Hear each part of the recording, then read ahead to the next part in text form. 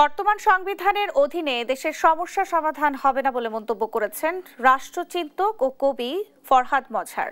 সোমবার দুপুরে জাতীয় প্রেস ক্লাব মিলনায়তনে centre for democracy and piece studies আয়োজিত আলোচনা সভায় এমন মন্তব্য করেন তিনি। বলেন, অন্তর্বর্তী সরকারের এখতিয়ার নেই ঐকমত্য কমিশন করার, আর নানা মহলের স্বার্থ দেখায় রাজনৈতিক দলগুলোর মধ্যে মতৈক্য হবে না। অন্তর্বর্তী সরকারের কার্যক্রম জনগণের সঙ্গে তামাশা উল্লেখ করে তিনি বলেন, নতুন বাংলাদেশের চ্যালেঞ্জ থেকে উত্তরণে নির্বাচন নয়, গণপরিষদ গঠনের বিকল্প নেই। এই সংবিধানের অধীনে বাংলাদেশের সমস্যা সমাধানের যে চেষ্টা করেছি এটা আমি বাতিল করে দিলাম, এবং আমি অবশ্যই একটা পূর্ণ ক্ষমতা সম্পন্ন একটা অন্তর্বর্তীকালীন সরকার গঠন করলাম। এরা আগামী দিনে একটা নতুন গঠনতন্ত্র প্রণয়ন করবে।